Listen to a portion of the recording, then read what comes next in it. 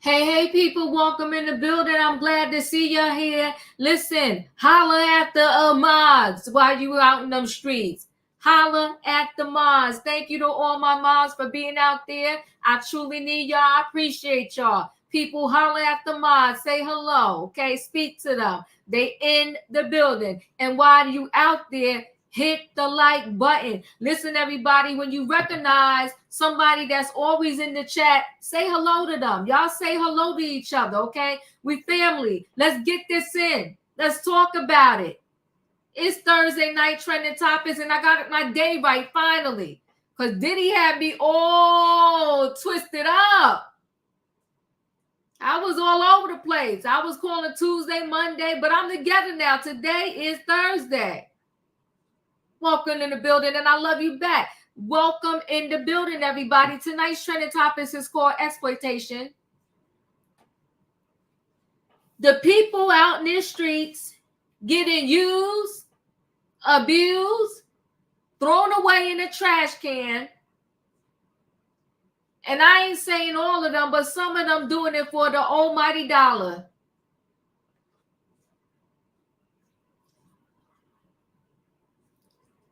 We're going to talk tonight. You know, they've been saying, some things is just urban legends. It's just street talk. And sometimes we hear that the street talk, it got a little life to it. This is old saying. They said where there's smoke, there's fire. Something's going on. Then people, they hated Wendy. She was a gossiper. She ran her mouth. She was getting her karma. But at the end of the day, Wendy indirectly told us about Diddy. Before anybody else said that Diddy squashed careers, had a problem with his hands and putting them on people, and like to have different kinds of sexual relations, Wendy said it. And the people hated her for it. The first person that speaks up about somebody, they always take a hit. They always take one for the team. The first person that we publicly know to say anything about Diddy, it was Wendy Williams. It was Wendy.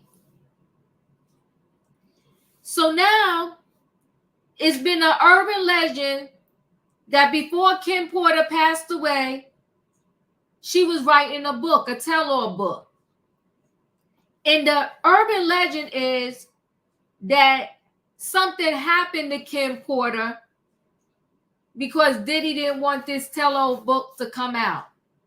That's the urban legend. So now it's this young man or somebody who claims that they got some flash drives that belong to Kim Porter, and they put out a 60-page little book that allegedly has Kim Porter's words. Now, one thing we could probably conclude for sure, because we saw the Cassie video, and we know of the Steve Stout incident. We also heard that there was an incident with the coach at, what is that, UCLA or whatever school that was. So whether you male or female, if Diddy got a problem with you, he apparently didn't have a problem using them hands and whatever else he needed to do to let you know you don't disrespect him. So it was rumors that he put his hands on Kim. Now, this goes for all of us. We ignore red flags. And one day, maybe we got to do a whole show and bring some experts up here to help us understand the psychology behind why we ignore the red flags. You see the signs in the people as you're dating them. You see the stop sign, the yield sign, we blow through all of that and we still go. That's all of us. But we got to think about, why do we do this? Why do we see that the person is problematic and we stay in said relationship? If this is truly Kim Porter's words, she said, like many others, from day one, she knew it was a problem. She knew very early on that he was a problem. So why do you lay down with a problematic man and not have one, but 3 of his kids? We're going to talk about this and we want to dissect this thing and see if we believe, because we got the first 15 pages, if this is really perhaps Kim Porter's words, or is this somebody putting 20 on 10? We're going to talk about it. Then we got Wendy Williams. You know, that documentary made Lifetime a ton of money. And not just Lifetime, some other people. But now Wendy Williams' guardian is suing because she said Lifetime made millions from that documentary and they only gave Wendy Williams $82,000. So they said they exploited Wendy.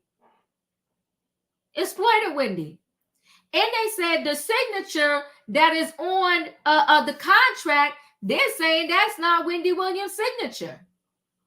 So did somebody forge her signature? Where is this Will Selby? Because the people seem to be cleaning up the streets. Can somebody go find Will Selby? Because he was part of the exploitation. Is he on Instagram, TikTok, X, formerly known as Twitter? Where is he? Because he went from a jeweler to being a manager, and he seemed to have exploited Wendy Williams.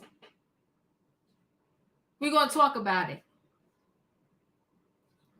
Then now, of course, you know, see, people own antics is usually what gets them in trouble. If you ever watch that, like 48 Hours, and the people thinking they doing the perfect crime, and they leaving signs everywhere that point to them. You have got to be dumb, stupid, or both.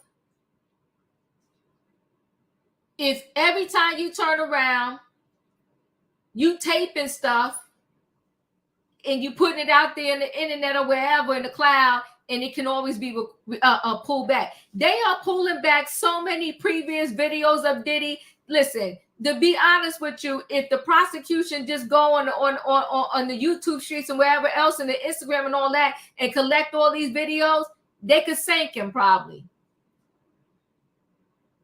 He would drown, but with his own words. People are finding videos that I find they're cringeworthy. And I'm sitting there like, this man, he just loves seeing himself, hearing himself, watching himself. But what they're saying now is, they saying that his celebrity friends better watch out. Lawyer up. Because they may be getting a phone call. And as I back up 1 minute, Cassie was in New York. Cassie in New York. They calling, they pulling out all the stops.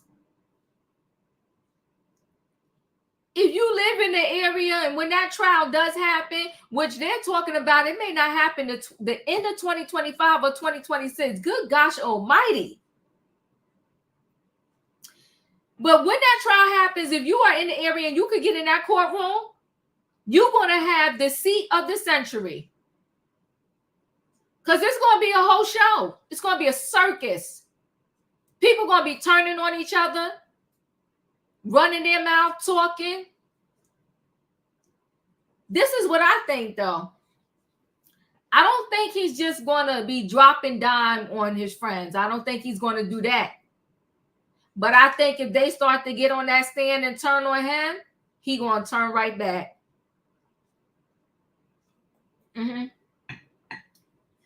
It's going to be ugly. We're going to have a show.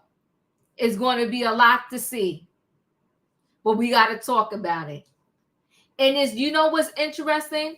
That Dawn Richard, her lawsuit, she came in last. She slid in the door last, and she seemed to be the bomb that blew this thing up. She slid in that door. She slid through the crack. And she seemed to be one of their key witnesses.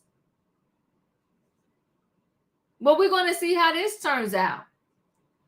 Well, her lawyer. I got to ask this, though. At some point, am I responsible for my own actions? I'm just checking. Or do I get to, just in general, I'm talking about, do I get to blame somebody else for all the things that I do as a grown adult? It's going to be interesting. We're going to find out. Because one of the paperwork said that, what did the paperwork say? One of the paperwork said that it appeared like they was underage. Listen, stop playing in our face. Was they underage girls or not? It appears. Y'all gonna need some evidence, people. Gonna see who's gonna be talking. And they said that housekeeper, the one they called what was it? They called the high-ranking supervisor. They said, you know, she quit naturally, right? She quit, and they're saying that she wanted the witnesses. How the one that set up the parties, y'all giving her a plea deal? If they did give her a plea deal, she better at least be doing some time. You the one facilitating this thing, telling the people how to walk around with a fanny pack and have all the substances in it, so when they bump into him in the hallway, they could just give it. Girl, we're going to see. And hopefully, because I'm close enough to New York, hopefully when this thing go down, I can get to a couple of the court cases, the trial, the dates. Y'all hit the like button, people. Hit the like button because we're about to get into it. Let me bring the people on in the building. Y'all know what I need in the chat. I need a what? Y'all come on, Tay Tay. I love you. I need a choo-choo. Hold aboard, everybody. It is Thursday night trending topics, and we got stuff to talk about. The title is Exploitation. We got Kim Porter's secret diary. Is this thing real? Did somebody make it up? Or was it somebody that just happened to know all of her business? Because listen, we all got a friend out there that know all our good business. Yeah, we all do. I know I do. She know all my good business. Gotta keep her mouth shut. But yes, I got a friend out there that know all my good business. We all do. So is this a friend of Kim Porter's that just happened to know all her good business and decided to tell it? Yeah, you know, you come home from a date and you can't wait to get on the phone, say goodnight to the date, and you get on the phone and you call your girlfriend, girl. Yeah, everybody got out there somebody that know all your good business. Yes, we do. Okay. Got Wendy Williams getting underpaid and exploited. Yes, let me bring the people on in the building. Hold on one second now. Hi, Katrina. Hey, Diva. Hey, Chat. Choo, choo, choo. Hey, Savannah. Hey, Felicia. Hey, Wayne. Hey, Tony in the building. Yes, Diva. How you doing? How you doing? Come on now, giving us the education last night. I love it. Hey, Julius, and hey, Tay Tay. Listen, we in the building, y'all. Hey, y'all. Hey, we in the building. Hit that like button, people. You know what though, Diana? A lot of people got a lot to tell. We gonna see. It may be too late. It may not. I don't know. We got a lot of people got a lot to tell, but we're about to get into it. And I think, you know what, Felicia, why don't we just go ahead and start out with this book? Why don't we do that? You ready? We're going to do that. So let me go ahead and share screen. All right. I got you. Okay. Let me see where I'm at here. There we go. So it's on Amazon. And it's a Jamal T. Millwood. And it says, Ken's Lost Words, A Journey for Justice from the Other Side. Now, I think it might be a couple people writing books. We'll see. This allegedly hit Amazon on September 6th. I did order it. It's 60 pages, but they have 15 that we can look at right now. So we're going to get into it and, see what we think about it. Now, I will say this, right? A lot of people have been throwing around theories as to how Diddy became the person that he has become. This book is alleging that, what is his darn name? What's the music mogul? What's his name? Clyde Davis. Book is alleging that Clyde Davis is part of the problem. Okay, this ain't Diva. This is this book. This is Jamal. A Journey for Justice from the Other Side by Jamal T. Millwood. Okay, for Kimberly A. Porter. Regina, in the federal court, they said there are no cameras and they don't allow cameras. So I don't know how that's going to go down, but I see your comment there. So here's the disclaimers, right? One of Kim Porter's final wishes was this memoir/diary to be made public. Out of protection for certain parties and their potential criminal activity, some celebrities, performers, and events have been represented with X's due to their highly explosive nature. At some point in the future, this information will be revealed to the public regarding Kim's sudden death and the mysterious illnesses of Al B. Shore and Jamie Foxx. Evidence does exist that points to foul play and/or poisoning. Okay. God bless Kim Porter and all the Sean Combs victims, both male and female. So here they got the chapters. And let me just see if I could do here so I could see a little bit. Right. So soon after high school, chapter 1, introduction. Soon after high school, I started landing modeling jobs.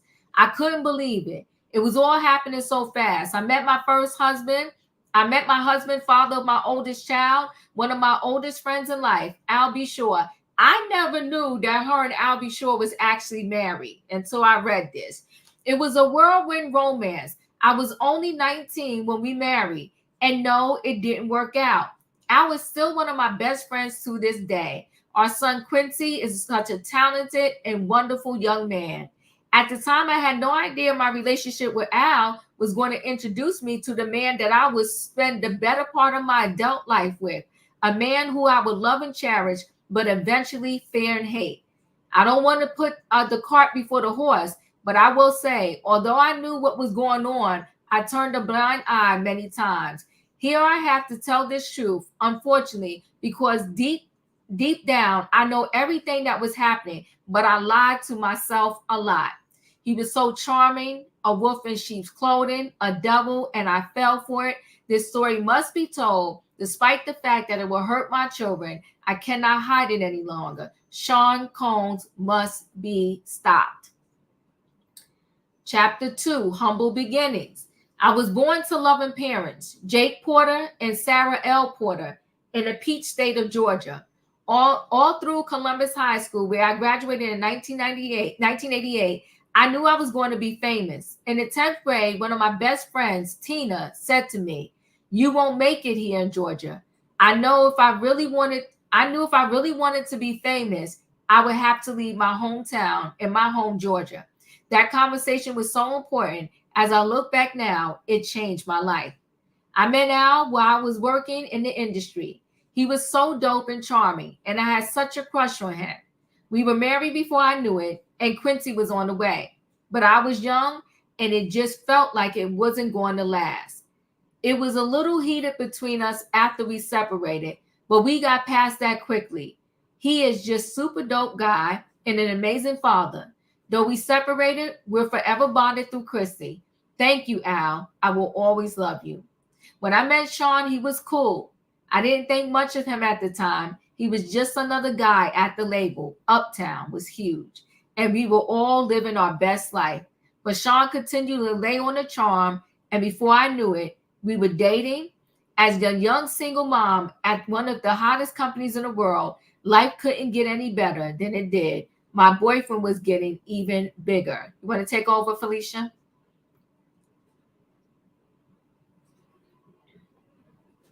You there, Felicia? Okay. He and Clive would hang out a lot, but I didn't think anything of it. I mean, that was his that was his boss, and he was doing bigger than most men dare to even dream. Then it happened. I mean, okay, I was a little bit of a freak. I really enjoyed myself with my partner, and toys are one thing, but I never imagined having a man I was dating asking me to use a toy on him. The first time, he said he just wanted to experiment, try something new.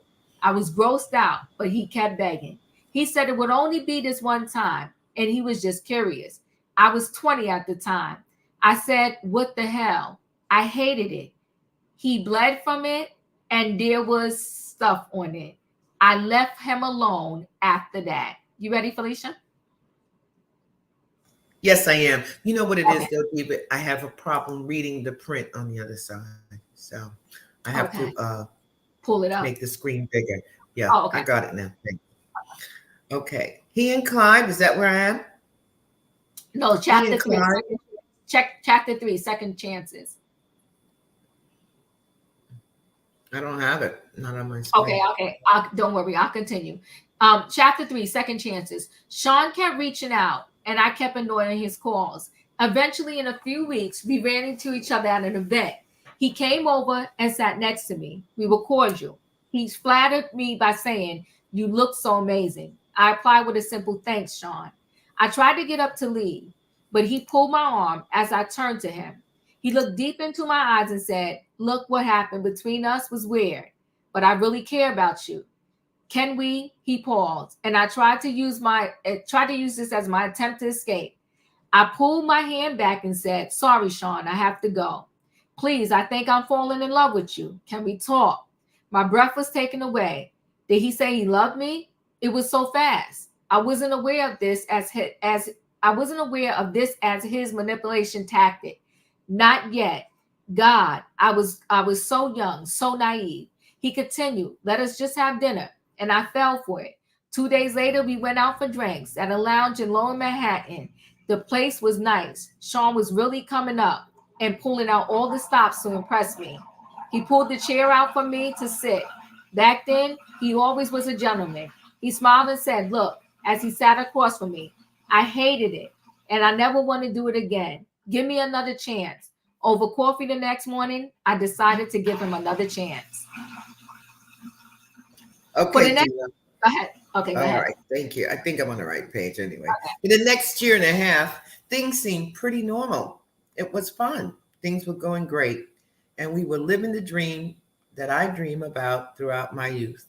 Sean and Clive were working on Bad Boy, and he had his first couple of artists.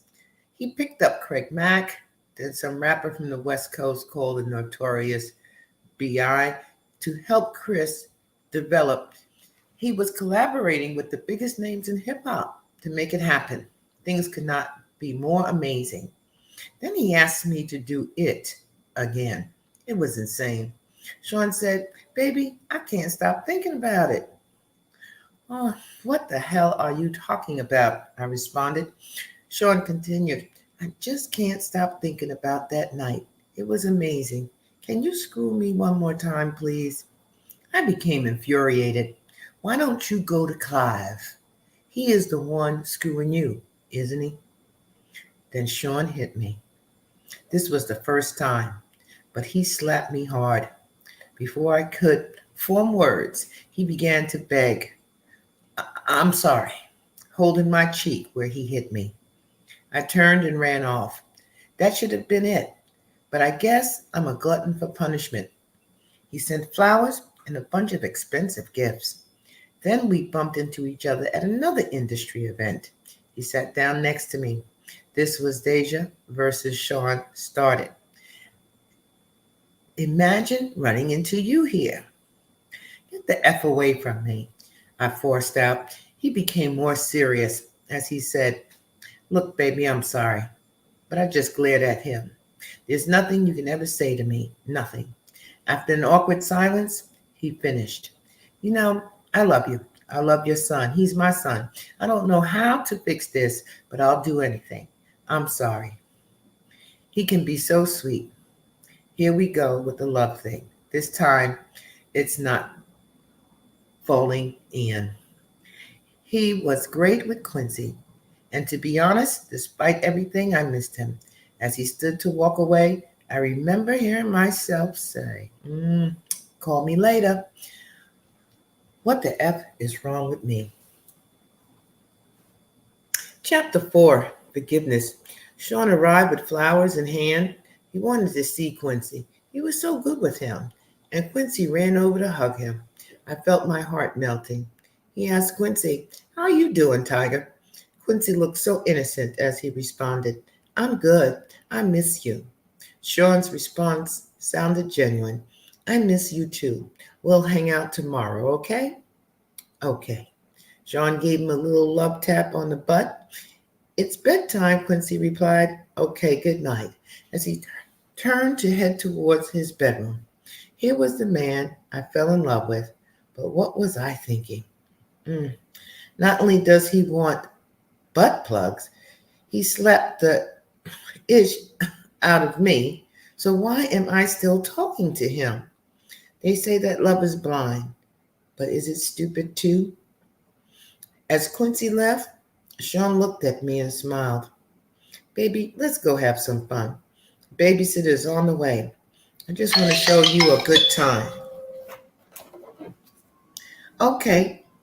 I was so mad at myself for melting as I said okay.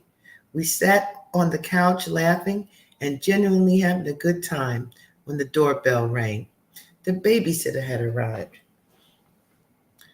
And so we left. As we exited the house, a big man climbed out of the limo and opened the car door for us. He wore a sharp suit with a pow-pow noticeably tucked under his arm. I thought to myself, he could have made it invisible, or did he want me to see it? Despite my reservations, Gene was a sweetheart. I just caught that. He was very courteous and polite as he tipped his head and said, good evening, ma'am. Gene drew a smile out of me as I responded, hello. Gene and I would see each other a lot after this day. Chapter 5, Sean Meals. The year passed, and thankfully, we didn't have many bad arguments, although Sean was strangely getting into voodoo. He would put curses on people, and I wasn't sure how to respond to that craziness. A sidebar, I don't know how to respond to this craziness right now. Okay. My problem as a single mother was I wanted to be married. He always had excuses and delays when it came to committing to marriage. His label was blowing up, Biggie dropped, and it was just about over. He also signed Mary J. Blige. And of course, when I found out he slept with her, oh my God, where are we going with this thing here? Okay. We fought. He claimed it was a mistake, and my stupid ass took him back again. Sean asked me for a threesome with her. At first, I was mad, but Mary was beautiful. It was our first threesome, and I loved it. Mary was sexy. I would not be doing this a lot, but it was so hot. I was young, and exploring my sexuality was enticing. Over the years, we brought other women into our bedroom periodically, and we were happy. That is, until one day I came home to a situation that went from awkward to a nightmare. Quincy was with the babysitter, and Sean was sitting with Al B. Shore at the dinner table. I had a child with Al, and Sean was the father in Quincy's life. The awkwardness of all of us being together had dissolved a long time ago, but it was still weird that they were here in my home together, alone. I sat down and we had drinks. It was fun. The conversation was too cool until it wasn't. Al was a little loose after a couple of drinks. I remember him saying, it's still weird seeing you with my friend, but you're happy, so I'm happy for you guys, Sean responded. Thanks, man. Me and you, we've shared so much, Al replied coolly. Weird. The conversation took an odd and awkward turn when Sean said, We all been together sexually, but not together. I was shocked for a moment as quietness lingered in the room. I asked, What do you mean by all together? Al shifted uncomfortably, but Sean didn't hesitate. You know how we sometimes invite other people into our bed. Oh, I couldn't believe it. Oh, hell no, Sean. This is my son's father. Al, say something. What Al said was mind boggling. I don't know. It could be kind of hot. I miss you in that way. Although I couldn't believe Sean would do this, the truth was I still cared about Al. And this could be very hot. I just didn't want it messing up my relationship. And if things became awkward, how would it affect Quincy? So I asked, Are you both sure? I imagined both of them inside of me. I knew this would be. I'm about to pass out. I can't do it. You didn't hear the paramedics come in. I'm on IV right now. Child, bring me the IV for I'm in rejuvenation. ICU. I'm sort of waiting for the. Woo! Go ahead. I can't. It doesn't, Shelly. It doesn't. But go ahead. But you know what though? But go ahead. So I asked, Are you both sure? I imagined both of them inside of me. I knew this would be awkward sexually. There would be some bumping of genitals. But what happened next, I couldn't have imagined in my wildest dreams. Al, XXXXX, I couldn't believe it. I stood there in shock. But when Sean, I ran out of the room. This was too much. For those who can't see what I'm reading, there's X's there. So I'm going to do it again. It's like somebody X'd out. Al blanked. I couldn't believe it. I stood there in shock. But when Sean blanked, I ran out of the room. This was too much. I couldn't. Sean called out to me, Oh, come on, Kimmy. They didn't chase after me. They blanked. I couldn't get the image out of my mind. I couldn't be with Sean for a while, but that wouldn't be the last time. I saw Sean in a compromising position, not by a long shot. One day I found the vault where he kept all of his encounters with men. Yes, he kept a record of it, but that's for later.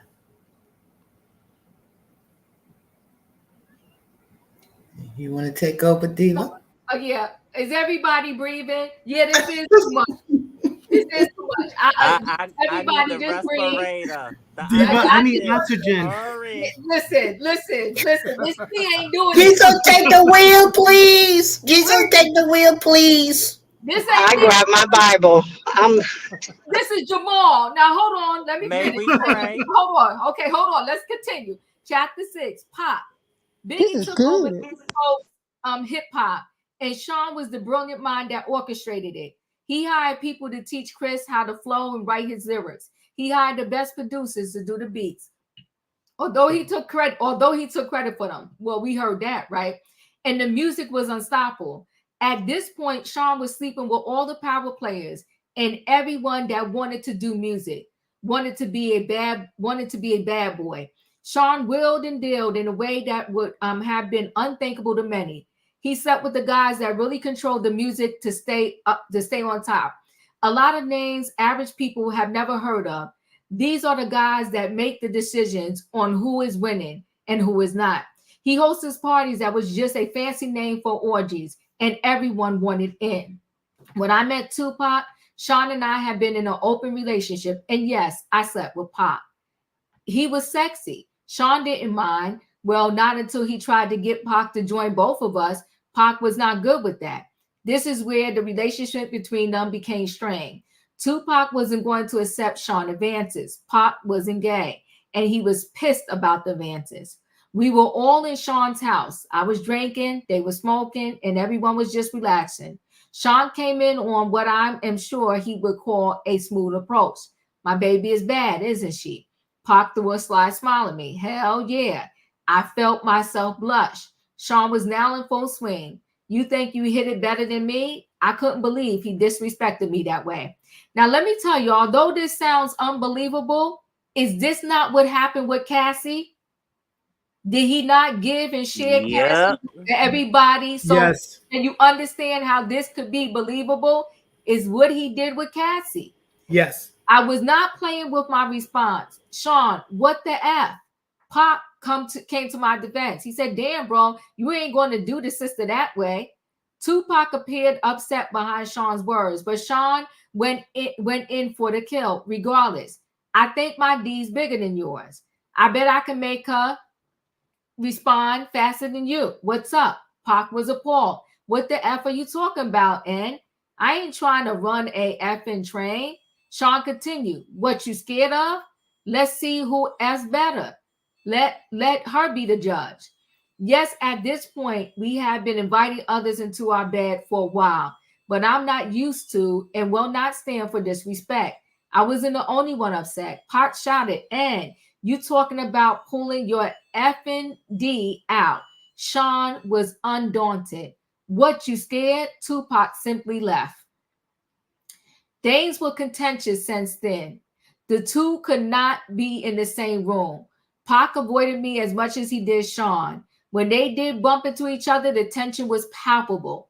I felt like blows could be thrown at any moment. Months passed with only the tension between them. It was uncomfortable, but nothing life or death. Then one day we were in the studio. It happened. I walked into Sean's office and he was having a conversation, sat across from Jimmy Henchman. Pac, don't leave that effing studio alive. I don't think I was supposed to hear it. I continued as if I didn't. Hey, Sean. Good morning, Jimmy. They didn't seem to think I heard anything. I'm ordering breakfast, smiling. Sean replied first. Let me get eggs, sunny side up, with grits and an orange juice. I could see he was hungover. Good. I don't want him knowing I know anything. If he was just on, if he just put a hit on, and that is the end of the sample pages. We are on page 16. It is 59 pages in this book. Okay, pages 16 to 59 are not included in this sample, but I did order the book. The book is going to arrive on Saturday. We will continue the rest of this. Jimmy is a dangerous man. Ouch, JL, how have you been? We haven't seen you in a minute. Nice to see you. This is a whole hot mess. Why can I believe that a lot of this is believable? Because everything in there Cassie went through. Why can I believe this is believable? Because 50 Cent said he continuously tried to hit on him because that's what Diddy did. Why can I believe it's believable? Because he never, in my mind, respected any female that he was with. They were just used as his worker. He did it to his baby mama, Kim Porter. He did it to Cassie. He did it to allegedly Young Miami. It's a hot mess. Katrina, what are your thoughts? Yes, I am, Juanita. We getting the book. We getting the book because we got to finish this thing out. But the shocker to me is that allegedly Diddy and Albie Shore were together. Yikes. Katrina, your thoughts? The book is called Kim's Lost Words, A Journey for Justice from the Other Side. Well, Jaguar Wright already told us about Albie Shore and Diddy. Everybody want to think that she got some craziness going on, but the most things that she says is basically true. And Pac told us about Diddy a long time ago. Remember, he even tried to dress like Pac. He wanted to be like Pac, but Pac wouldn't do. He wouldn't do what Diddy wanted him to do. Pac been telling us this. The people that I've been telling y'all that Diddy been doing rituals. Kim said that's how he get his power. I know y'all don't listen to Sloan, but I did hear her. Don't come to me, Felicia. Sorry here. Don't. And then Yeah. I'm just saying That's what But we she was don't saying. let's not into other people's channels. Just Oh shoot, I'm so sorry. I'm just saying. I mean, me say her name, but I'm just saying in general. Okay, with him, it's not a surprise because we know what he does is he get the women, the good looking women, to try to bring in men, because he really truly don't want a woman. He want a man, but he get the women to try to entice the men into threesomes and see what they go for. He don't really want a woman. He want a man. But he used the women's to bring in the men. You see what I'm saying? Same thing with 50 when he showed 50 Cassie. And then, Frater had said that he often take him shopping. He said Puffy is a fruity pop. But what I'm saying is, this man is evil. He got a lot of things going on inside of him. He talking about he was saging himself the other day, whatever. Baby, you need more than saging. You need exorcism, because you got some demons up in you. Something is truly, truly wrong with this man. And Clive is at the top of it. But like I said, we already knew this Diddy did this stuff. None of this stuff that we reading is a surprise. It's not a surprise to me, because we've been hearing this on the streets. And it's just ridiculous, and it's sad that he put these women through that, because I told you he take those women off a shelf when he wants to play with them. He don't really want these women. He want the men, but he want the women to entice the men to come into the bedroom so he can see what he can do. That's all that is. That's all I got, Deep. And please forgive me for bringing up that other person thing in your thing. Okay. Savannah, you're up. I don't know where to start. So first of all, I don't believe it, because did you read that Biggie was from the West Coast? I didn't see that in there. No. Okay, I thought I heard that, and I was just like, well, wait, maybe I'm confused. I hate in situations like this when there's so much media, whether it's traditional media, and now we have to deal with social media, and in our communities, the streets have been talking for decades in regards to Sean Combs and his sexuality, and the parties that he hosted, whether they were in New York or Miami, and even in LA. I hate when opportunists come out, and I don't believe that this is her words. And I know we only have a few chapters, but I do recall that Kim was in attempting to date someone else, and he was constantly trying to intercede any relationship that she had. Meanwhile, he was, I know when he was dating Jennifer Lopez, he was also involved with Kim, and that's why Jennifer, besides the incident in New York, that she was no longer there, plus the Hispanic community, because she was an up and coming actress, that they knew of his history in the streets. I just think that this is damaging to her children, her legacy. And Kim really never had anyone protecting her, because even a few months ago, I believe we did a story on her father and how he basically, he excused the torment that she was living with this man. It breaks my heart that this book is out. I don't believe that at all. I don't. I know what he was doing, and I've always heard the rumors, and there's so much more. But I do recall Kim at that time trying to protect her children, and trying to get away from him, but he just made it difficult. So I while it's very salacious and interesting, I'm going to refuse to believe that these are her words. Okay. Thank you, Savannah. And let me correct everybody. People are saying because you heard it wrong, right? So what she's saying is that Biggie brought someone. Where is it? Did I pull up the right one there? Let me go back. I'm sorry, that's not the one I want to pull up. Biggie brought a rapper from the West Coast named Notorious B1 to help Chris, meaning Christopher Wallace. Let me share. Where do I have the book again? Okay, here. So they did not say that the Notorious B.I.G. was from the West Coast. He picked up Craig Mack, then some rapper from the West Coast called the Notorious B1 to help Chris develop. Did not say that the Biggie was from the West Coast, brought a rapper named the Notorious B1 from the West Coast to help Chris. That's what it said. Tony. Okay. Okay. Yes. Thank you for clearing that up, Diva. Yes, Diva. Hi. Hi. I do believe that these are Kim Porter's words.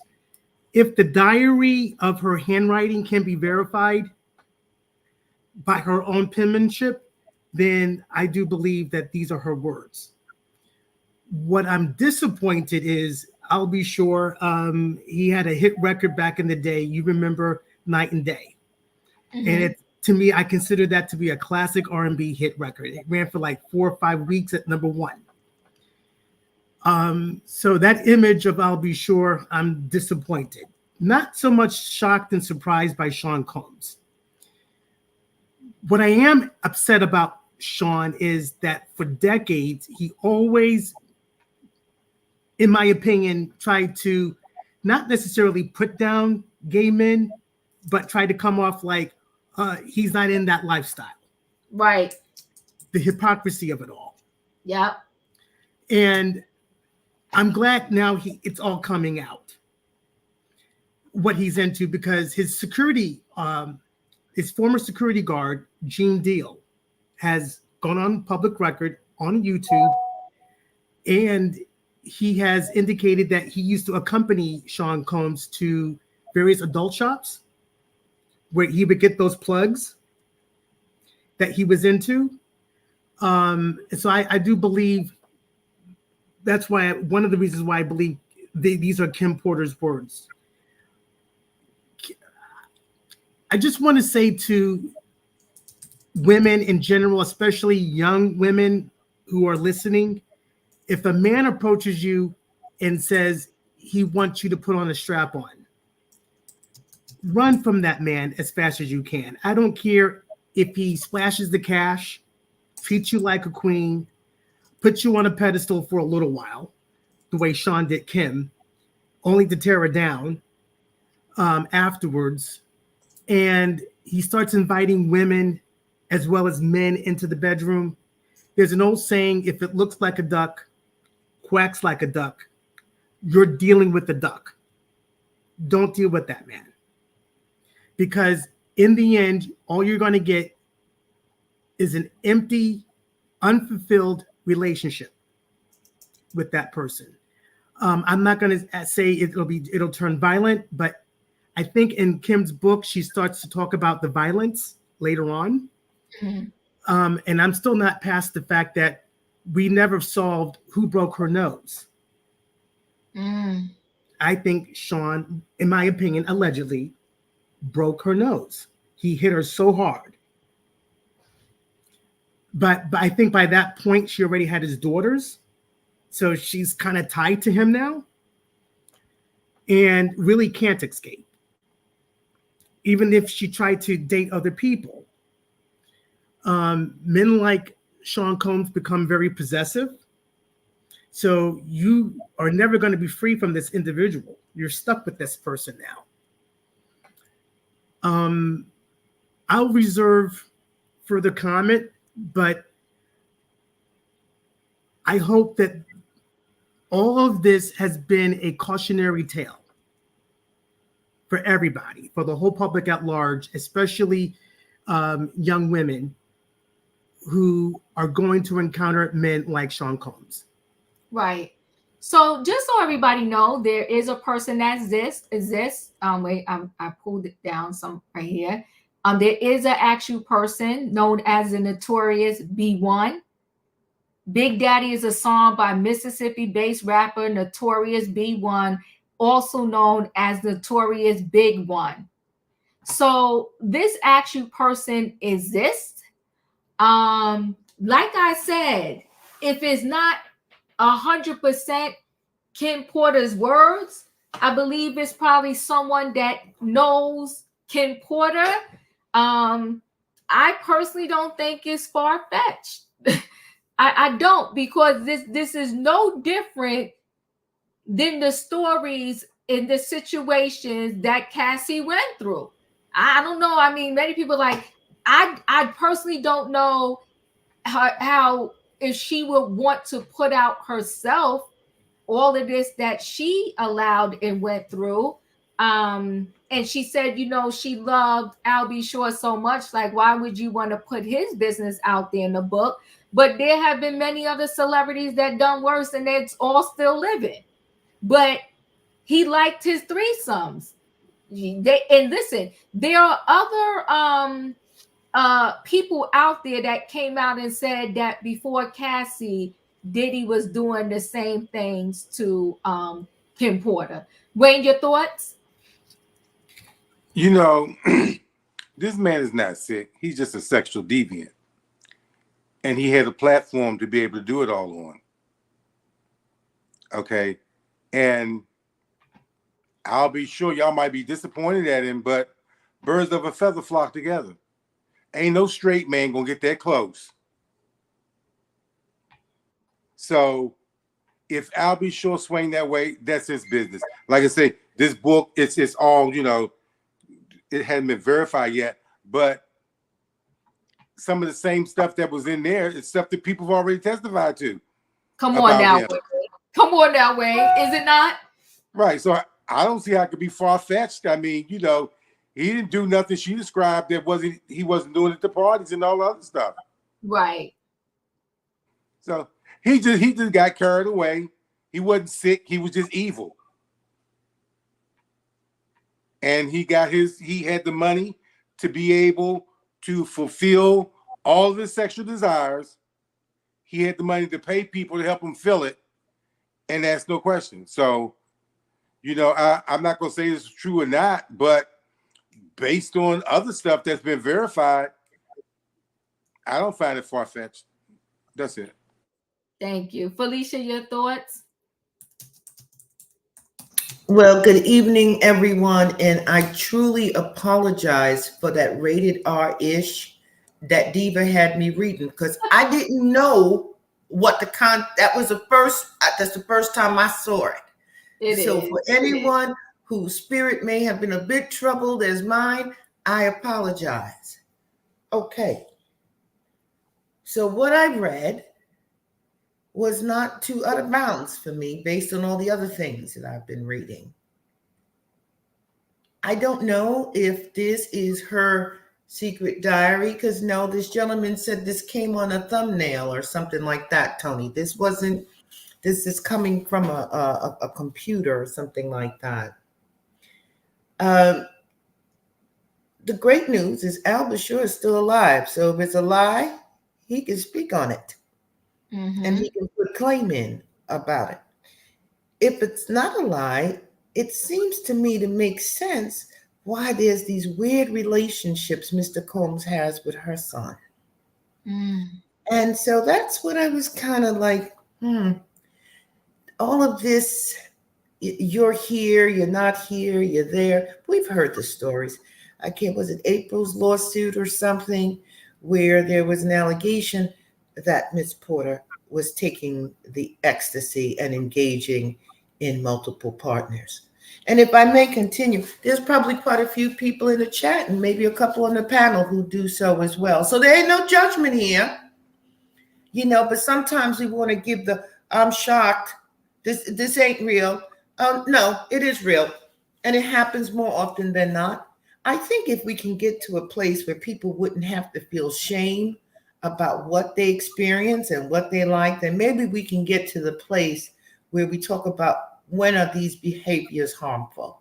And so I look forward to getting the book, Diva. We're going to do a book read on Saturday. Going to do a book read on Saturday. And again, and I sincerely mean it. My apologies to anyone who was a little thrown by what I was reading. Thank you. Thank you. You know what, Nico 7, 007, you are correct. If for sure he has a pattern. Because every complaint that was pretty much had,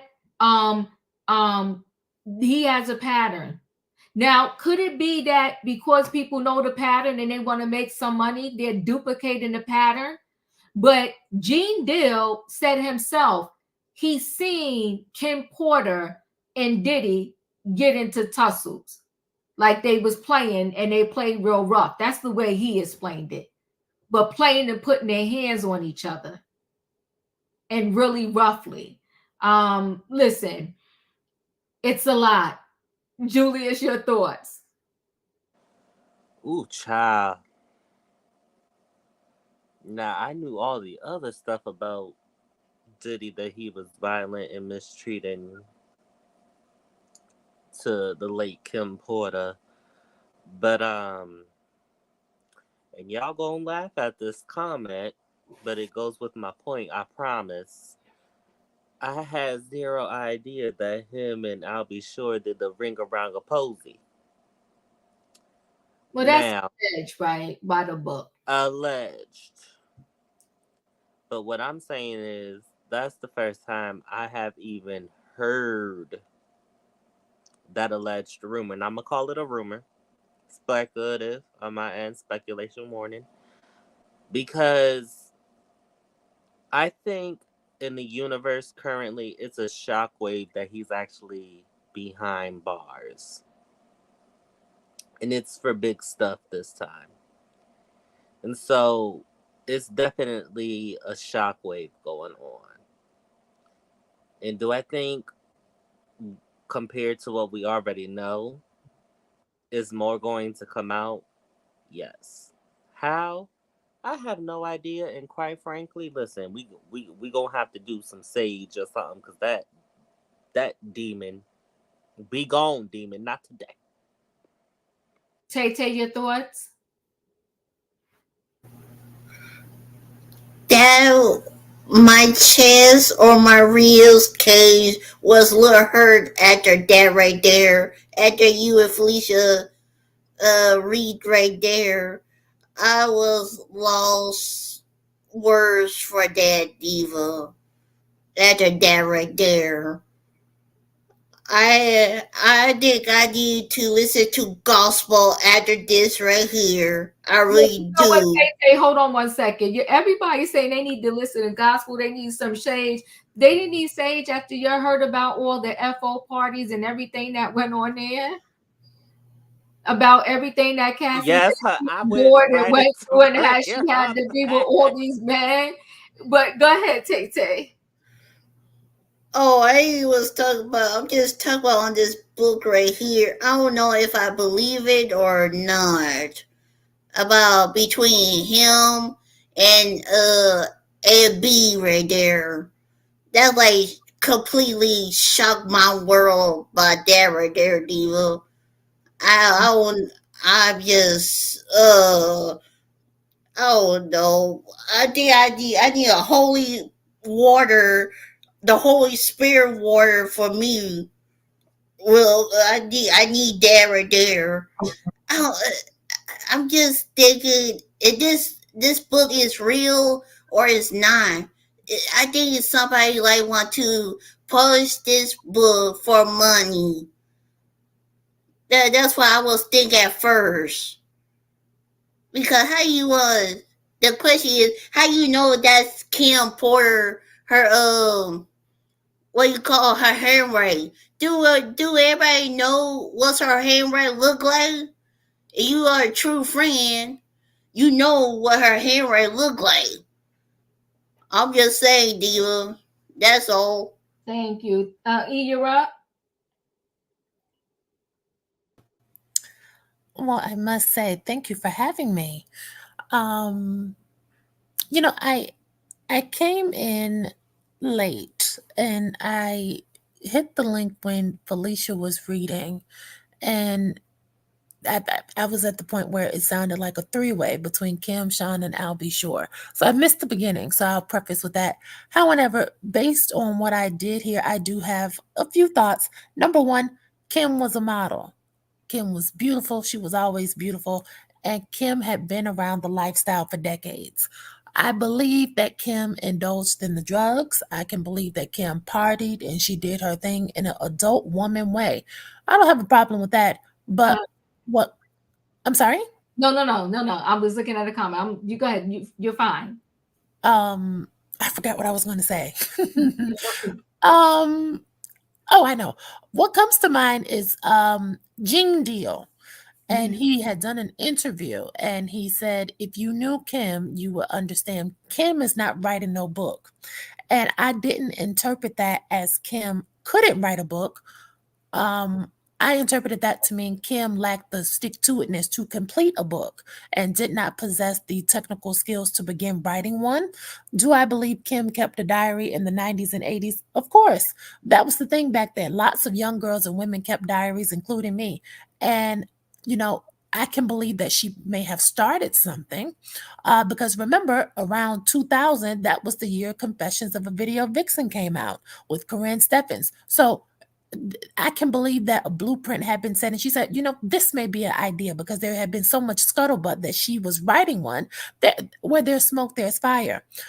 What I can also believe is that a friend of Kim's came into possession of Kim's diary. And I can believe that someone has revised and edited the work to be what it is where it's sold on Amazon. That's believable to me. But some of the vocabulary mentioned in the work that was read from what I heard Felicia and then you, Diva, some of those $5 and $20 words, Kim didn't talk like that. And even if she did, no one writes in their diary in that formal style of writing, especially someone who spent half their time inebriated via alcohol and drugs. However, the stories I believe happened. I believe that. Second thing, I was just on Al B. Shore's Instagram and he seemingly shared on his Instagram story the link to the book. He posted. Say what now? Huh? Say what now? He did what? I was on. Go ahead, talk. Go ahead, talk. I was on Al B. Shore's Instagram and he seemingly shared the news about the book coming out. I saw it. It's still there. And I interpreted that to be a symbol of co-signing, unless he simply shared the link without reading it, which would make him less than smart. But it's on the Shade Room too. And I'm leaning towards the latter, that these stories have a lot of truth to it. And if it's trumped up with more adjectives to add salaciousness, it's merely 5% of it. And the other 95% of it is true. That's just what I think. Last thing, it was mentioned that Kim loved Al. Why would she throw him under the bus?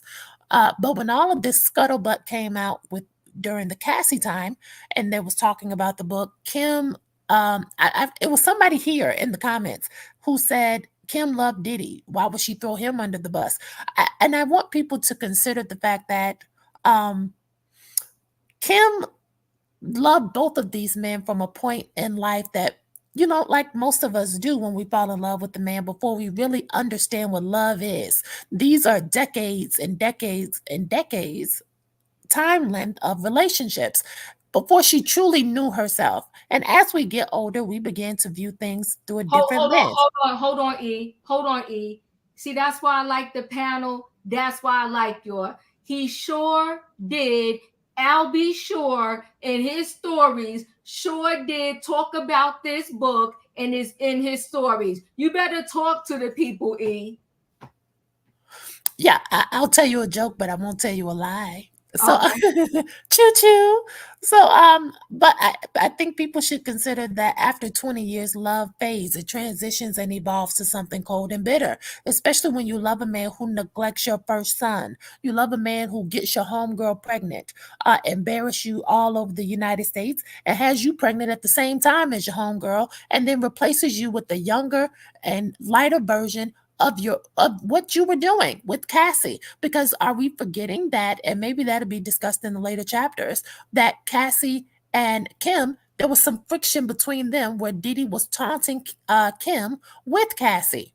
And so it's easy to believe these stories and that Kim was doing this. And when I hear, I can't remember if someone on the panel said this or if it was in the comments that, her kids have to see this and whoop-de-whoop-de-whoop. The kids have already seen a lot, even the girls. And so when you come from a celebrity lifestyle in Europe, I don't think it's that unusual as it is for us at this level, living these conservative lifestyles and having these conservative images where we have to be careful what we do and say. I'm pretty sure they've seen their mother battered. If all of these people have seen Kim with bruises on their face, not on their face, on her face, her nose was broken. Quincy has seen his mother in some compromising positions.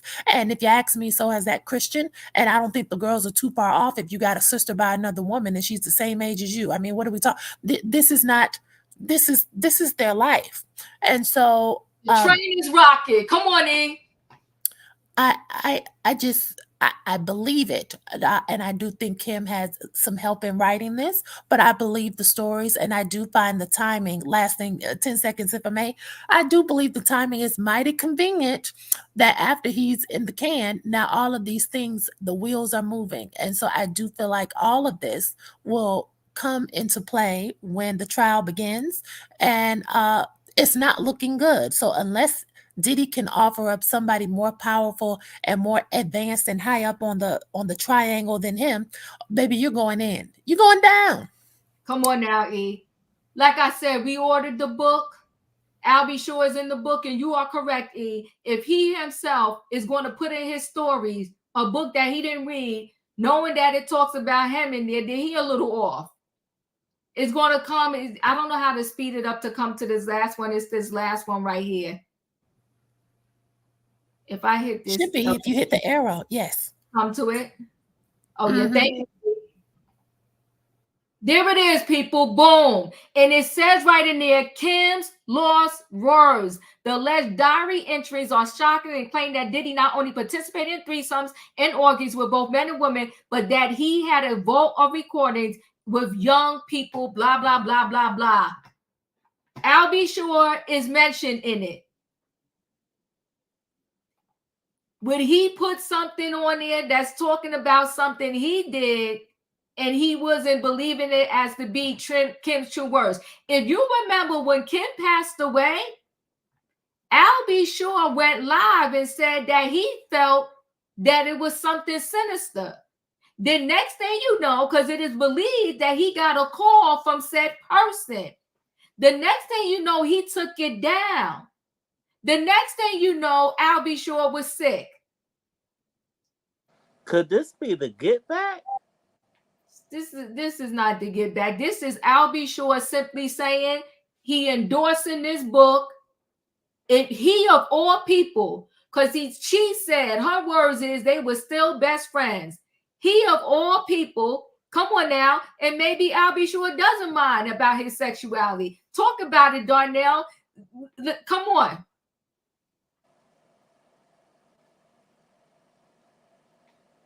Well, there we have it, y'all. We read the first 15, 16 pages. And the book is coming. I'm going to have it Saturday, and we're going to read the whole 60. Albie Shore is mentioned. Albie Shore posted it on his stories. I love my people that got their boots on the ground. E, you came in right on time. I appreciate you. Choo-choo. Well, all right then, E. Shake the train, girl. Shake the train. The year of exposure. Choo-choo.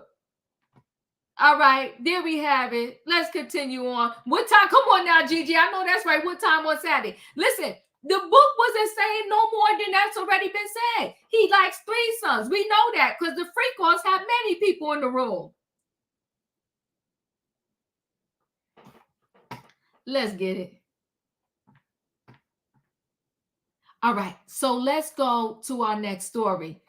That was a lot. We got through it. What I want to go through, I hope I didn't click out of this by mistake. Okay, I want to go through the Wendy Williams story. Want to go through the Wendy Williams story because this is about exploitation. Come on, they say, E, you done spoke a word. Bring this thing home for me. You brought it all together. Let's go into this Wendy Williams thing.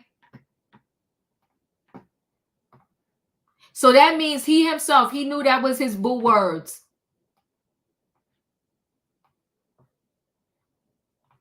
Wendy Williams only paid $82K for the doc, as Guardian accuses creators of taking advantage of a severely impaired person lawsuit. So Wendy Williams Guardian is slamming Lifetime parent company for allegedly taking advantage of a severely impaired person and for reportedly paying the former talk show host a measly $82,000 for their controversial documentary about her.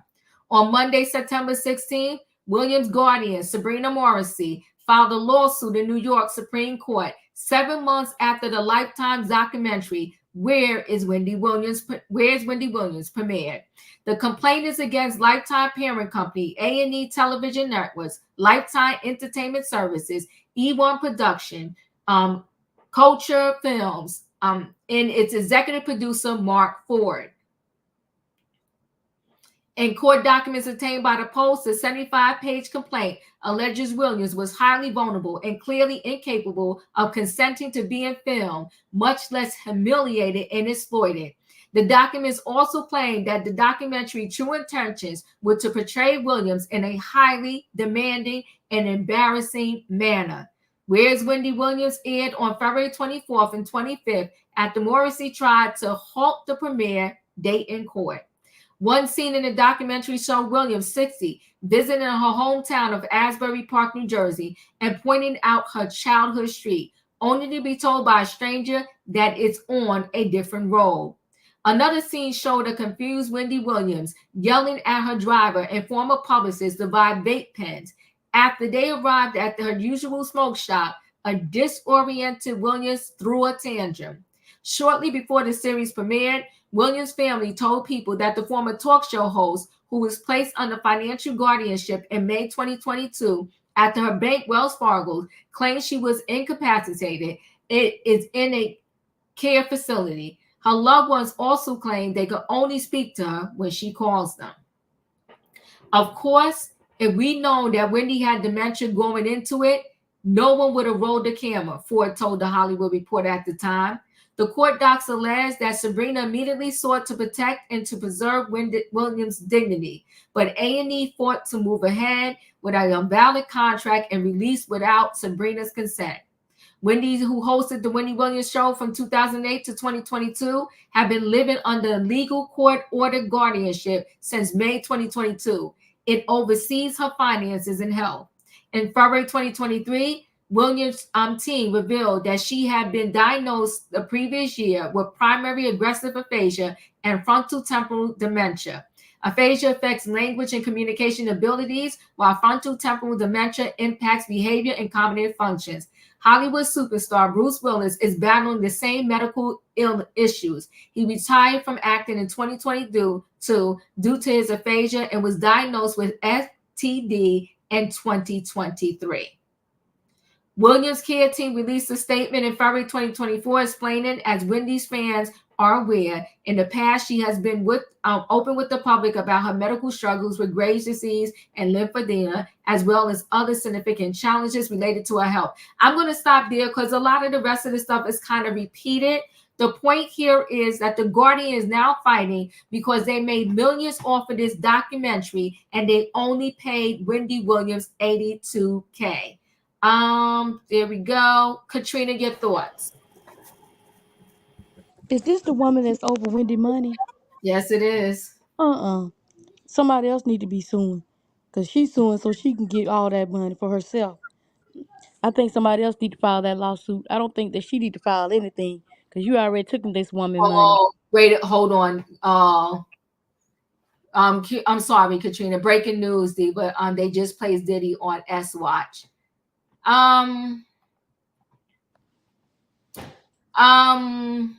What do I want to say? Thank Not you for true.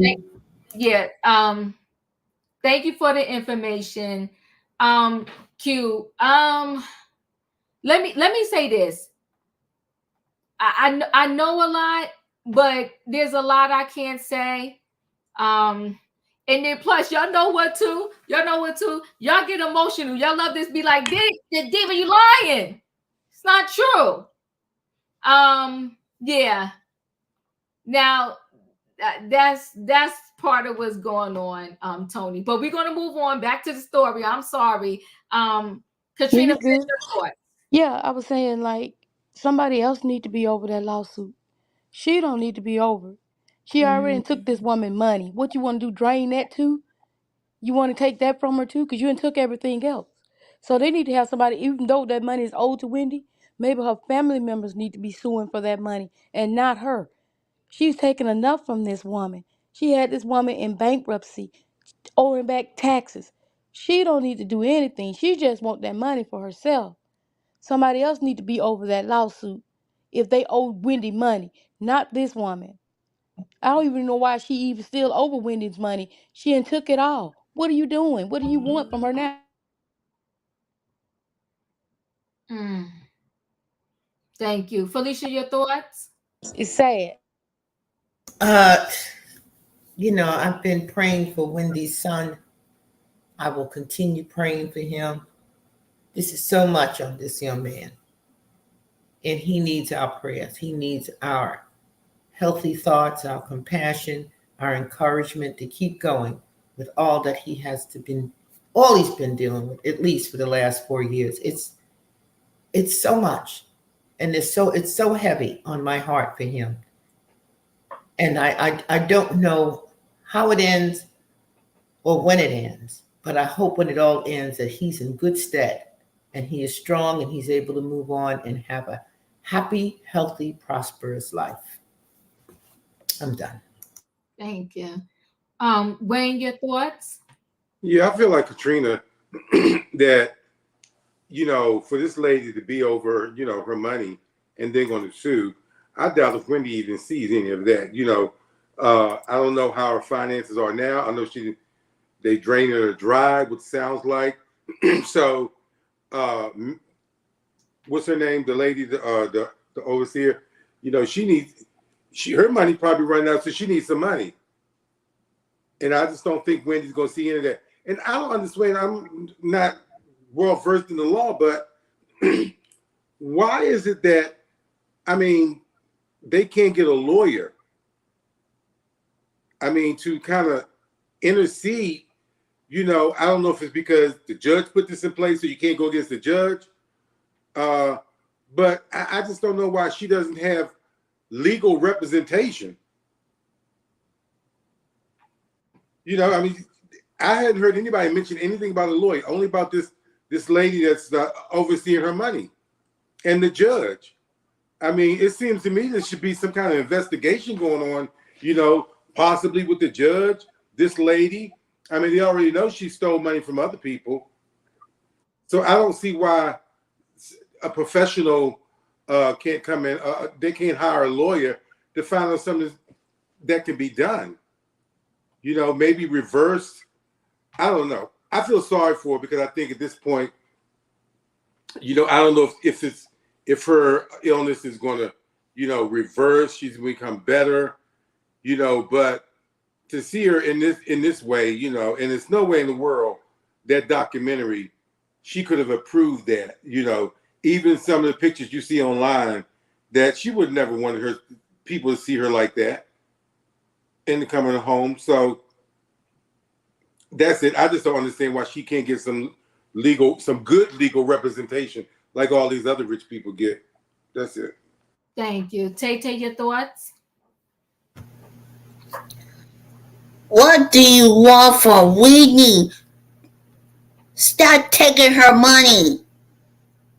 Whitney family, y'all need to get a lawyer for this right here. This good. This gone way too far for this so-called guardians was supposedly take care Whitney. No, they still gonna keep going and going and going for her money.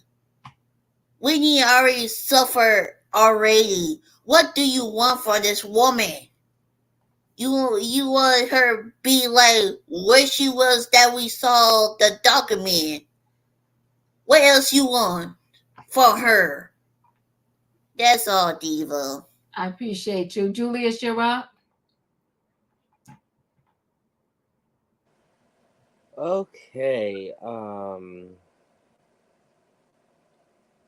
Wendy's case to me is a sad one. There is iffiness all around her financial situation. Her so-called manager, Will Shelby, I believe his name is, I'm saying his last name correctly, but we're going to say Will. Where are you, sir? Because ever since this documentary aired and you got your 15-minute plus thing of fame, you've been MIA. I'll see you next Tuesday.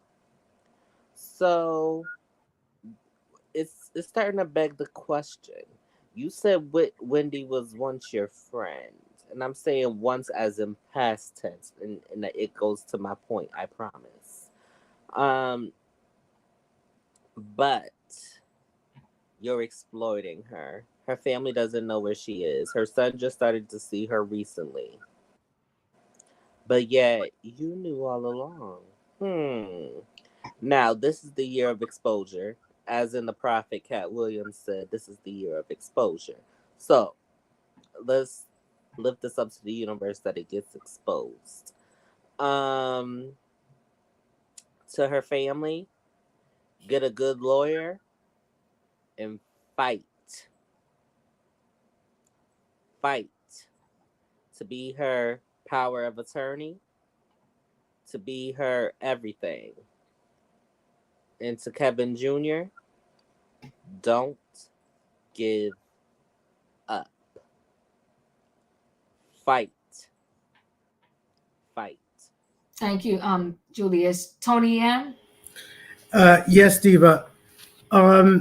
This guardian and this judge who's assigned over Wendy, one, it has been acknowledged that the guardian has given a donation to the judge's reelection. So to me, there's a link and a possibility of a conflict of interest because neither the judge nor the guardian have answered to the public nor to Wendy's family, why didn't this guardian oversee Wendy's taxes? Still hasn't been answered.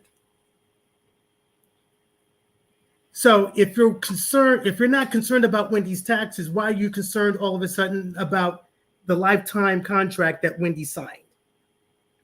So I'm hoping that Wendy's son, as well as her sister Wanda, who's an attorney in her own right, they really have to get aggressive.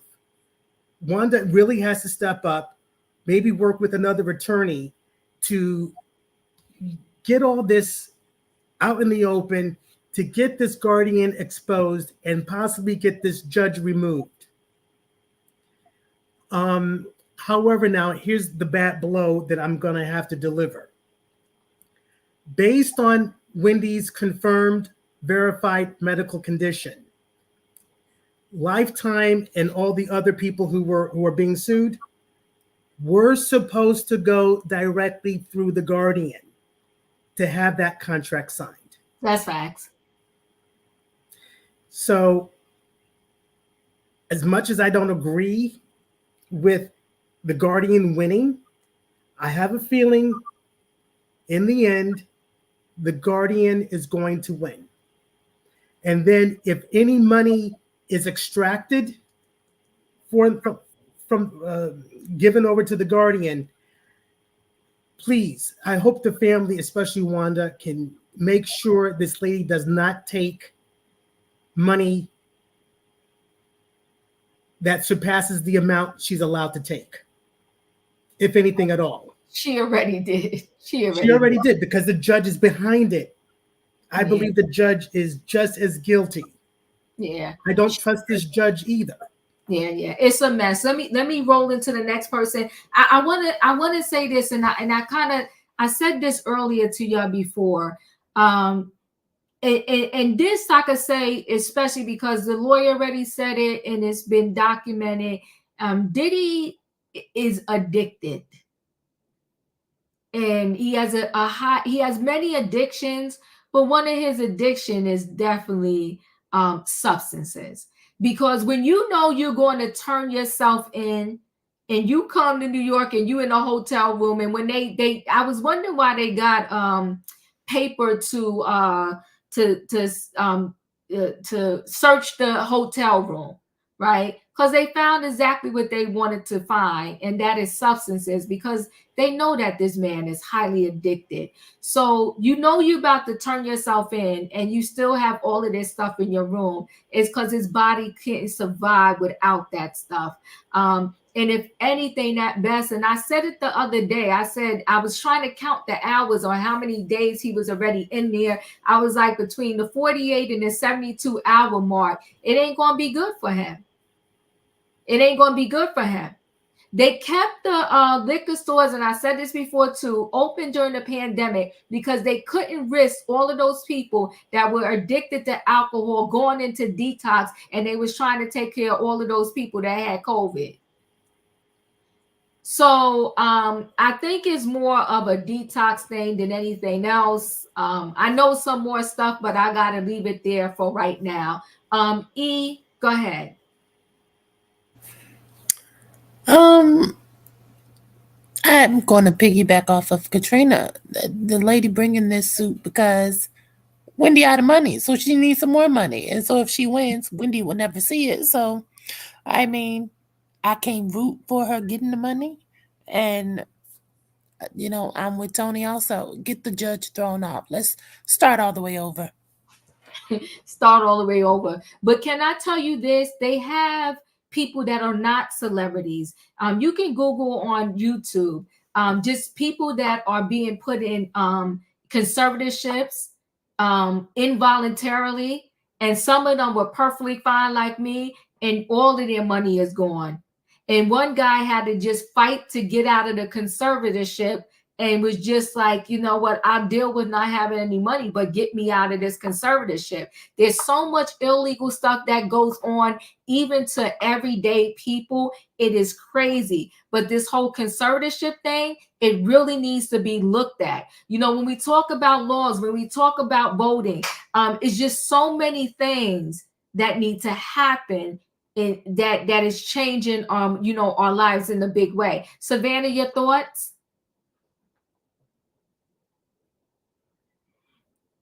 If ever a time we need. Hold on. Okay. I'm gonna let you in the building. B Dub. Okay. Give me 1 second, Savannah. B Dub, you're off of mute. Hi. Hi. How are you? I'm doing well. You're visiting us for the first time. What do you want to talk about? No, I am. I just want to I want to sit around and wait because I just got in here. Once I found a StreamYard, I'm like, okay, I would like to interact. So I gotta wait for a couple minutes to catch exactly your guys' topic, and then I'll be able to chime in a little bit and mingle with you guys, good or bad, however that's going to turn out. Okay, sounds good. We're talking about Wendy Williams and the conservatorship, and fighting to get more money for her because this documentary that she did, her conservator said she was not paid enough money. But go ahead, Savannah. Yes, ma'am. If ever a time we needed Auntie Wendy to be well and in our on our 10 a.m. slot, this is definitely the time that we need Wendy.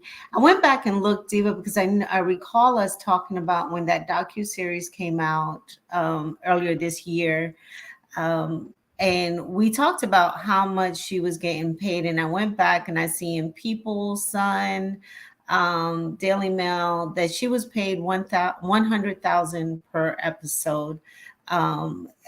And because we had the discussion that wasn't enough, and who was getting that money? Was it that jeweler manager or the that young lady who was there. And so this 82 is kind of new to me. I don't until they become transparent, they being the Sabrina and the judge, because I know Sabrina is also in some other conservatorships that she has some legal issues she's fighting with them because she the guy wants to. It could be the same one you were speaking of, Diva. I know that he no longer wants to be under a conservatorship, and money he won in a lawsuit, she cannot account for that money. So I want to know about where did the money go for her Manhattan condo, because that was prime real estate right there. And all the money that because Wendy had money, and I want to know that. So it's unfortunate that I like everyone else feel that Wendy is currently out of money, but I want to know where all the expenses have gone to, because she clearly is not getting the help that she needs. And I've given up on the family. I'm not. I don't believe that they're in for the fight and really trying to save their loved one. Because if not, if that was so, we would have been hearing about Wanda, not Tommy. Tommy's always been an opportunist, but Wanda, Alexis, and even the son. I want to see my mom. I want to know how she's doing in her health. Be in these social media streets and let us know, because she has millions and millions of fans, whether you like her or hate her, that truly are concerned about her health and well-being. I appreciate that. Okay, so I'm going to go ahead and play this last little snippet. Dawn Richard was the last person so far to sue Diddy. And her lawyer is Lisa Bloom, I want to say. And she has spoken out. You know, Felicia mentioned this, that, you know, when Dawn Richard case came out, she said, this sounds like a witness statement. Now we know in real time that it definitely is a witness statement, because they're kind of using her lawsuit in this whole Diddy indictment too. Between her and Cassie, it seems like that's what the indictment is about. Hey, everybody out there just coming in. So let me go ahead and play this. Let's see if it'll play for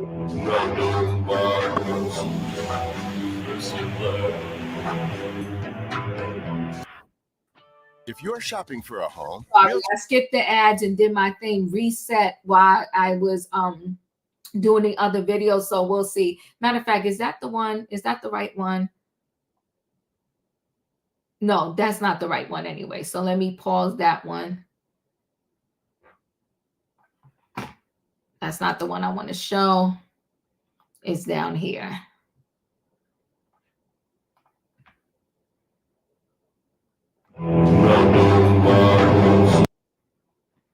So let's give it a minute.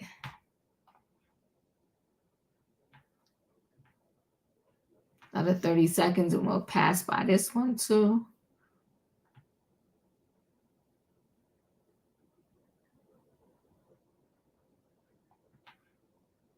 I do think that when you talk about this subject, you got to be looking at it from a very commonsensical point of view.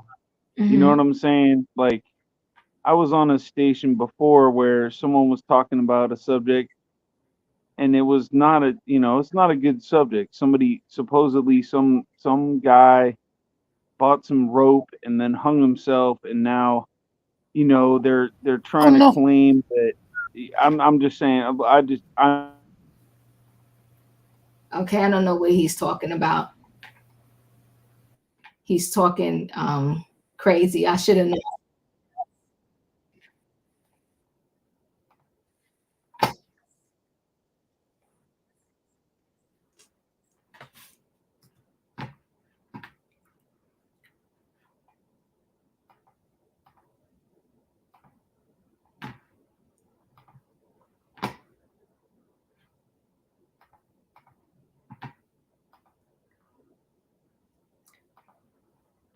Hold on, guys. Can y'all still hear me? Yes. Yeah. Okay, let me see.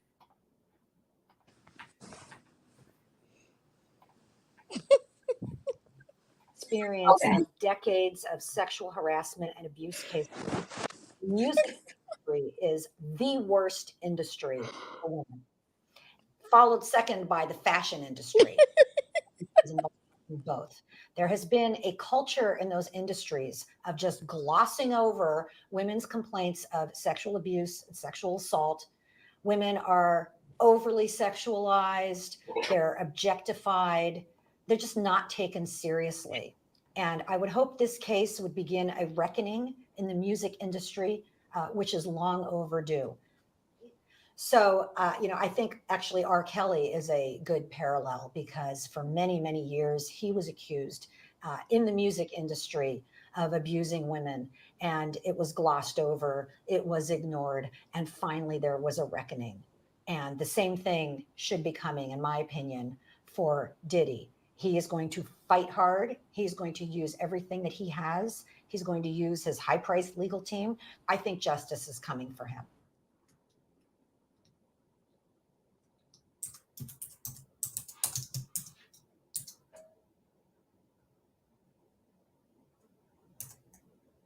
I will tell you that I'm very proud of Dawn. I think she is so brave, willing to come forward and file this complaint with its many allegations. And she had the choice of doing that as a Jane Doe. We discussed that at some length, and she decided, why should she hide her head in shame? She has nothing to be ashamed of. She's proud of coming forward. She should be proud of coming forward. And so she filed the case using her own name, Dawn Richard. But as for the specific allegations, we're going to prove those in court. As you can imagine, it is very, very difficult to come forward with allegations like these against somebody as powerful and wealthy as Sean Combs. For many years, he has been one of the leading individuals in the music industry and in the fashion industry. And it is just excruciating for Dawn. She had to think long and hard about whether she wanted to do this. It took many years for her to come forward. Her allegations go back to 2004. But like many women, over time, she has gotten stronger. She has gotten braver. And she was also inspired by some of the others who have come forward, in particular, Cassie Ventura, who very bravely filed her complaint last year. That case was quickly settled, but the complaint became public for everybody to read. And Dawn really was very moved by that and felt that she needed to come forward now and add her voice to the story and tell her own story. Dawn would certainly be willing to cooperate in any legal investigation of Sean Combs's activities.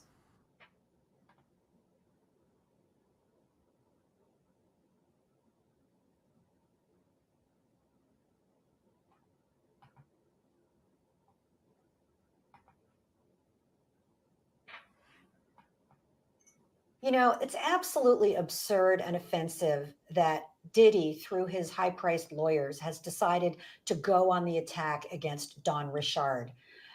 This is the same tactic he used for Cassie Ventura and all of the others who have come forward to go on the attack until that horrific video was released of him assaulting Cassie Ventura. And only then did he issue a video, I'm sure, at the advice of his publicists and crisis managers and lawyers, where he feels sorry for himself and apologizes. So we know this is his playbook.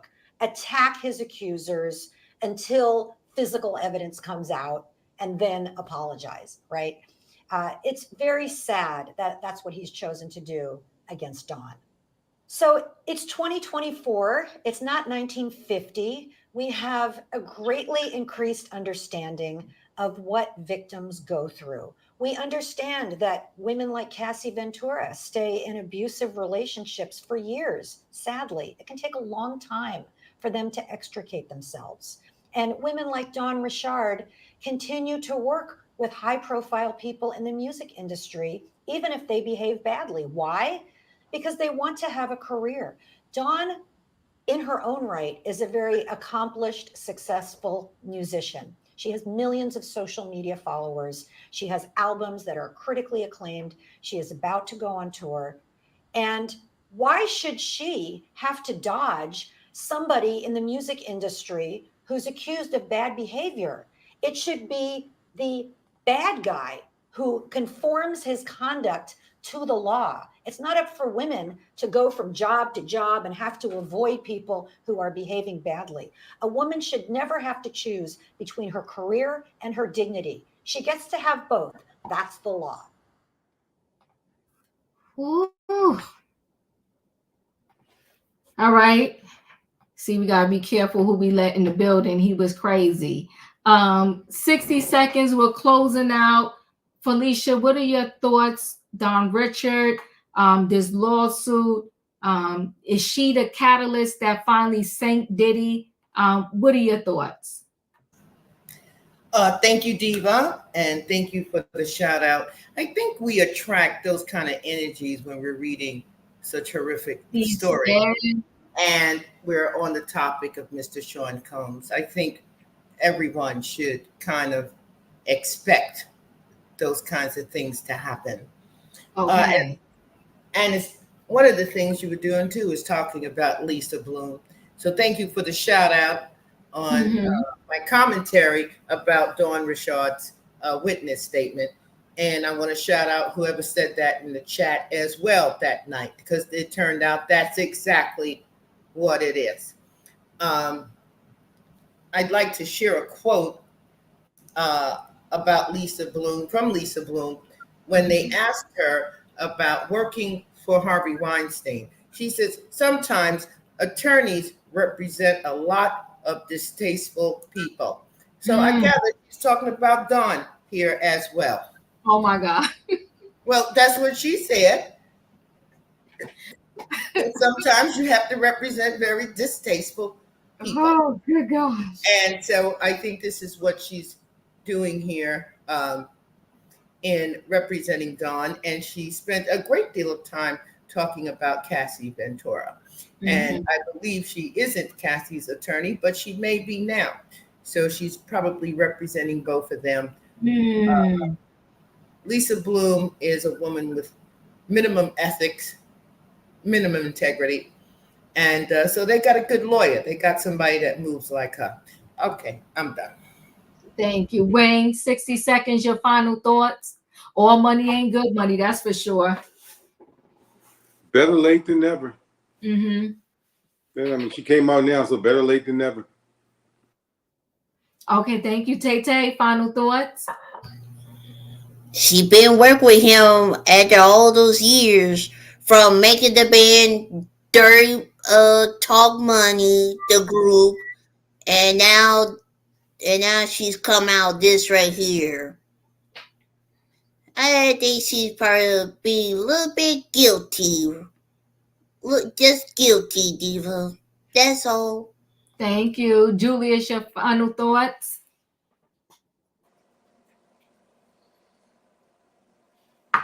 His time has come.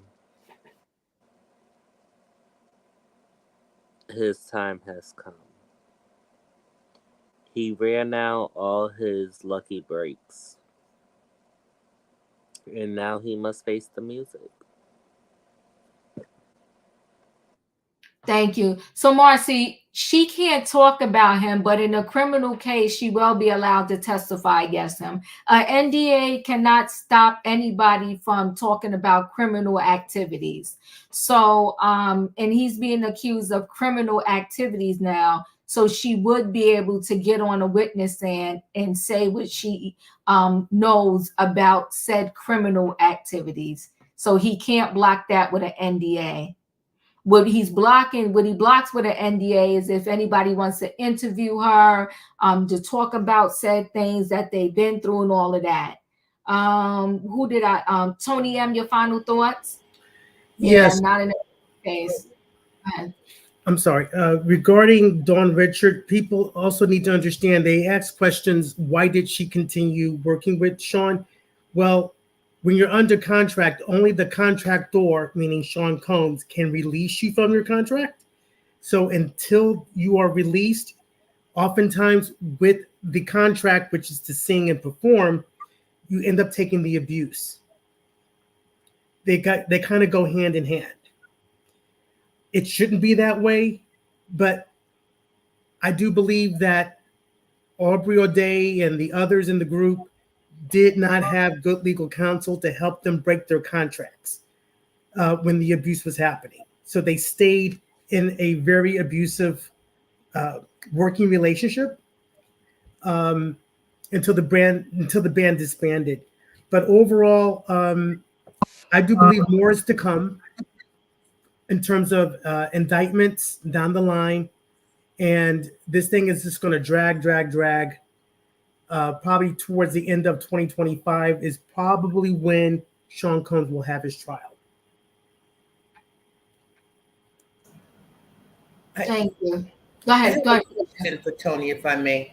Tony, what she sent Mr. Combs a shout out asking him when they were going to get the band back together again. After, yes. Yeah, explain that, please. Thank you. Again, I said once before to Diva, and I'll say it again. I think it was my first live with you, Diva. I said I look at some of these people side-eye. I don't see everybody as 100% victim. Why do you keep, once you're out, why do you keep wanting to go back? Why? Well, I think Dawn probably had a hard time getting a record label to pick her up as a solo artist. And so she had a working relationship with Sean and thought, well, let me go back and maybe things will get better or maybe things will improve. She should not have done it. It's not a good look because Sean's attorney can use that against her to try to make him look more favorable. But Tony, Lisa Bloom just said she's going on tour. She got a different management now. She's under different management. Yeah. But she's good now. She's good now. Yeah. Yeah. So right after she put in her witness statement, all is well. Okay. I'm glad to hear it. Thank you. 60 seconds. Your final thoughts. Well, I hope this comes across respectfully, but Don is no hero. It was previously said, the reason people went the civil route is because the statute of limitations had run out. So, the ultimate goal then was to get the money because they couldn't go criminal. Now, here we are with this Fed stuff, and now it is criminal. So I guess the statute that was up, now it's back on. My problem is the motive here. When you put these people on the stand, on cross, questions have to be asked. Why now? What made you come forward? Why are you no longer in fear? And, after text messages and IG posts have been shared that people would love to work with him again, and, they would have been working with him again had it not been the pandemic and that kind of ruining that opportunity, it can appear as if it is a money grab due to a business deal gone bad. And it does not look good. I think a lot of people have questionable motives here, and that's not to mitigate what Sean has done, because it does sound terrible. It does look terrible. However, I need to know.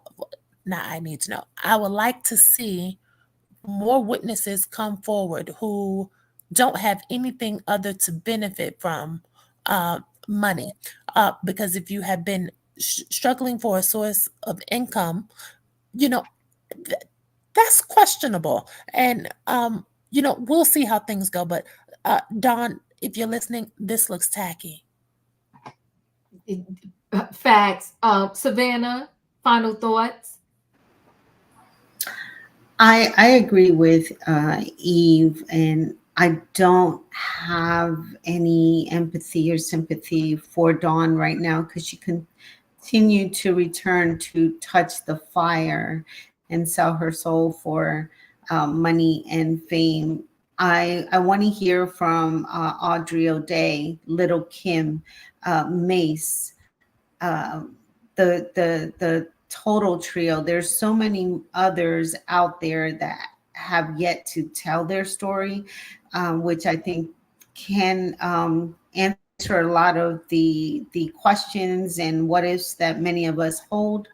So Dawn, I don't really her statement really doesn't connect with me, because she was one that kept going back, and I never understood why she didn't protect Shannon, especially Shannon, from Danity Kane and Andrea. Those young women, they left. And I know that they went through some things, because Aubrey alluded to that. Aubrey's the only one that was brave enough to step up to Diddy and his ways, and he made sure that she was blackballed in the industry. So those are the ones I want to hear from, because Dawn never protected them or stood up for her group. So her loyalty to me means nothing. Thank you, Savannah. Katrina, your final thoughts? Don, you're full of crap. Sorry, not sorry. You was irrelevant. You only became relevant now because you put it in that lawsuit. Then you put in a lawsuit that your own a group member said that she didn't see the things happen, and now you going on tour. Did you say this just so people can buy your tickets? You full of crap. I'm sorry. I'm not victim shaming, but you waited and did all this stuff all this time, and now you saying he's a monster and all that, but you want to work back with the monster. You didn't get paid the first time, so what makes you think you're going to get paid this time? I'm not buying it. You doing this to get some ticket press or whatever, press for your tickets. I don't believe. I mean, the stuff probably happened, and I can't say it didn't, but it just ironically you going on tour and now you talk about you suing Diddy. You just did that to become relevant again and to give Cassie another blow. I'm sorry, but we try to feel sorry for these people, but these people they come out crazy. The stuff they come out with, we're not saying it didn't happen, but y'all make you come out on a strong, I mean, at a real strange timing. It's real strange and it's real peculiar. Like why you coming out with it now? But now you finna go on tour. So obviously you didn't need Diddy to go on tour because you're going on tour now. You got signed with somebody else, but you need Diddy for that press because the thing is hot around Diddy's name. So you filed this lawsuit. It's crazy. It's just crazy. We'll see how it goes. Have fun on tour because I don't think nobody gonna buy you tickets. But have fun on tour. That's all I got, Diva. Yeah, but I have fun on tour. All right, y'all. Listen, y'all. It's been a night. It's been a night. I want to thank everybody for being here. Y'all know the routine. If you didn't hit that like button on the way in, hit it on the way out. You know what? I guess when we have these particular stories, if it's somebody brand new that I never even saw their name in the chat, I will not be letting them up because he was cray. Okay.